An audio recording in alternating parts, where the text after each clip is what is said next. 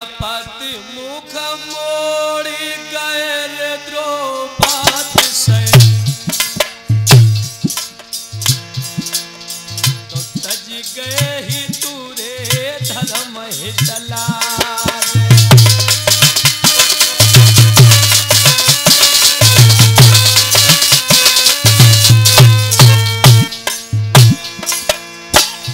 आज मैया द्रौपदी की साड़ी खिंच रही है, लेकिन दादा भीष्म गुरु द्रोण सब बैठे बैठे देख रहे हैं। अब लाज के लिए बचाने वाला कोई नहीं है। और सुनो भैया, भैया पत मुख मोड़ रे कहते द्रौपद से,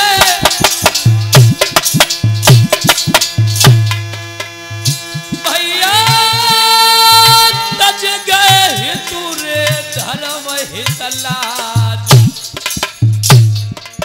अब खींचन चीर लगे रे कुल द्रोही, तो तिरिये नगिन रे करन के काज।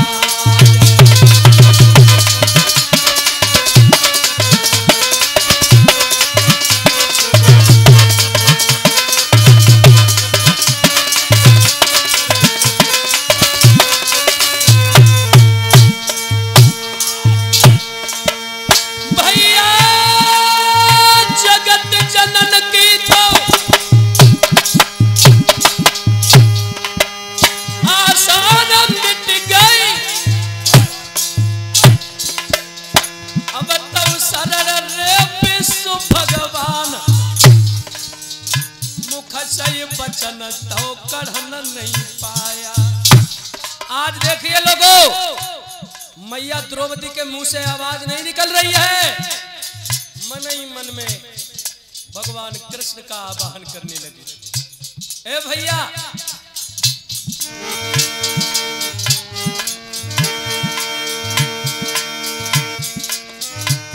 भैया जगत रे जनन की तो आसार मिट गई, भैया ये बताओ शरण रे विष्णु भगवान,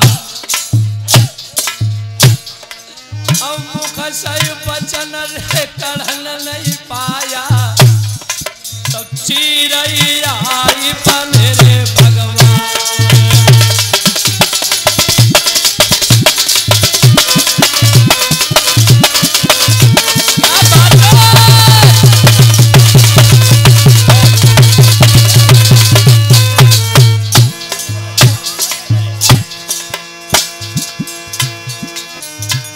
भैया 500 रुपया अशोक भैया ने, भैया मेरे बाजा पर तो झोंक दे आए, अरे बीच सभा में तो वैसे जे लागे, अरे मानव शेर रे धरे अवतार।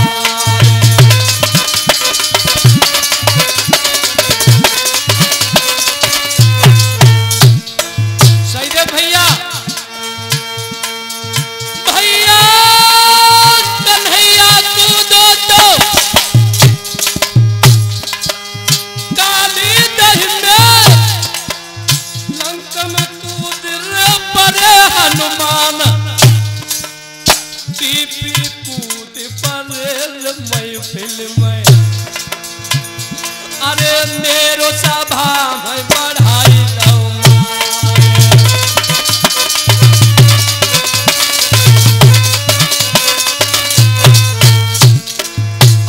भैया एक बात तुम्हें और बताएं, धर्मपाल भैया हैं कैसे? जे मन के मीठे तो पेट के जहरी,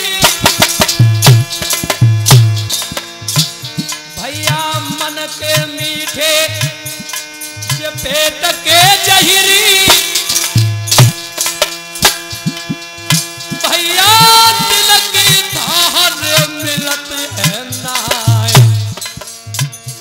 अरे जिस पर पुकारे अरे मेरे भैया, गाँव छोड़ी भगी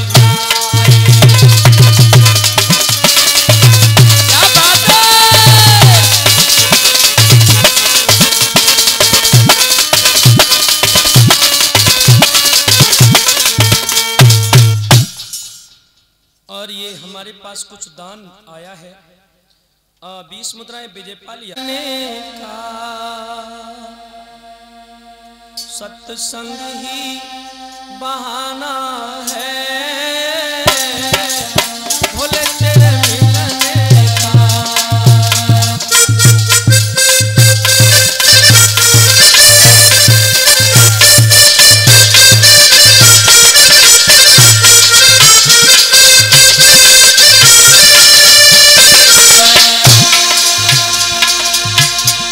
अरे भोले तेरे मिलने का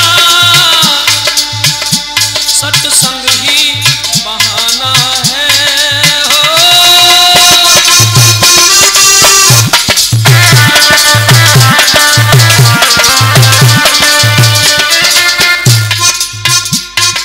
भोले तेरे अरे मिलने का सत्संग ही बहाना है। जब से लागे मोहे तेरी लगन भोले बाबा से किन किन को प्यार है मेरे साथ हाथ उठाइए दिखा दीजिए किन किन को प्यार है। मास्टर साहब दिखा दीजिए हाथ उठाइए बोलो जय जय श्री राधे तालियां बजाते हुए सभी लोग।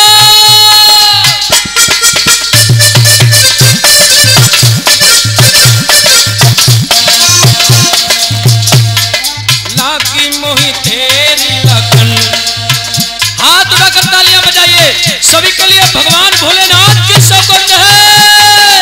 लागी मोही तेरी लगन अरे दिल हुआ दीवाना है।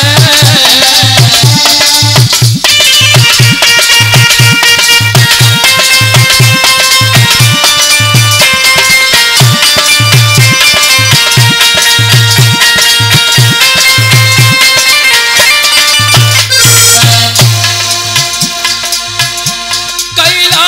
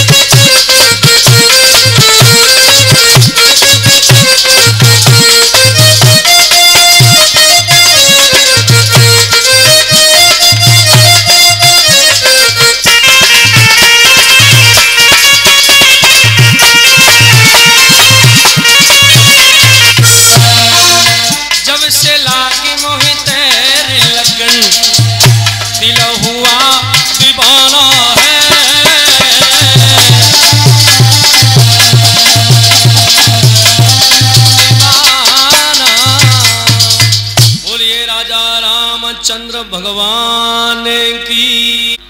और सकल ताड़ना के अधिकारी, ये हम नहीं कह रहे। मानस में बाबा पूज्य पाद तुलसीदास जी कह रहे हैं, ढोल गमार शूद्र पशु नारी और सकल ताड़ना के अधिकारी। तो हम देख रहे हैं कि राजनीति के नेता कई प्रकार से इसका अर्थ करते हैं। तो देखिए मैं आपको बताऊं इसका अर्थ क्या है, इसका अर्थ क्या है। अब यहां ताड़न शब्द जो लगा है, वो ताड़ना हर किसी के लिए नहीं देनी चाहिए। जैसे कनक, कनक कनक से 100 गुने, कनक देखे अधकाए, वा खाए बोराए जग या पाए बोराए। अब कनक शब्द एक है लेकिन इसके अर्थ अनेक हैं, लेकिन दो प्रकार, विशेष दो प्रकार से है। कनक कहते हैं सोने के लिए, कनक कहते हैं धतूरे के लिए। अब सोना मिल जाए तो भी इंसान पागल हो जाए, धतूरा मिल खा ले तो भी इंसान पागल हो जाए। ढोल, ढोल का अर्थ ये नहीं है कि ढोल के लिए ताड़ना करना चाहिए, ढोल को ठपाक चाहिए। वो भी शास्त्र के अनुसार जब हम स्वर के साथ इसको ठपाक देंगे, इसको बजाएंगे, तब ये राग प्रकट कर पाएगा। सासा नीनी धादा पापा सानी दा पागा मापा, इस प्रकार के बोल हम ढोलक से निकाल सकते हैं। कब कब जब इसमें हम स्वर के साथ ठपाक देंगे, ताल देंगे, शास्त्रीय अनुसार जब ठपाक देंगे तभी ढोल बज सकता है। अब हाथ जोड़ के कहें, कितनी भी नजर कर्री करें कि साहब आप बजो, तो ढोलक बज सकती है? कभी नहीं। तो इसलिए सुर के साथ हमको ताड़ना चाहिए, सुर के साथ ताड़ना चाहिए, सुर के साथ। ताड़ने के यहाँ अर्थ ये नहीं है कि इसको पीटना चाहिए, मारना चाहिए, समझिए मेरे प्यारे भक्तों। गंवार, ढोल गंवार, गंवार का अर्थ क्या है? गंवार का अर्थ ये नहीं है, थोड़ा सीटी ले रहा है साथ साथ में। गंवार का अर्थ ये नहीं है कि हम गांव के लोग हैं तो हम गंवार हैं, बिल्कुल भी नहीं, 1% भी नहीं। गंवार किसको कहते हैं? गंवार कहते हैं विवेकहीन पुरुष को। विवेकहीन पुरुष के लिए हम गंवार कहते हैं। अब जैसे किसी के लिए हम ले आए, उन्हें भैया तुम ये कार्य करो, तो हम अपनी दृष्टि से अगर नहीं देखेंगे, अब वो विवेकहीन है क्योंकि कार्य प्रणाली जानता नहीं, कार्य प्रणाली जानता नहीं।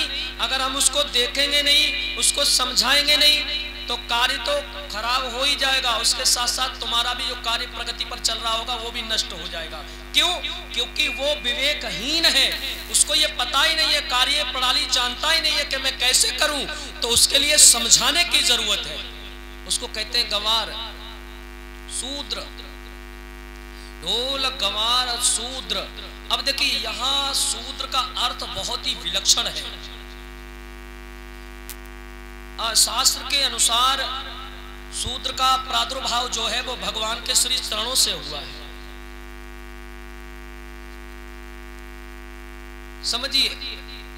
यहां पर शूद्र का प्रादुर्भाव भगवान श्री नारायण के चरणों से हुआ है, क्योंकि चरण की पूजा करते हैं। और आज भी अगर कोई हमसे बड़ा अतिथि आ जाए तो हम उठ करके दंडवत करते हैं, प्रणाम करते हैं।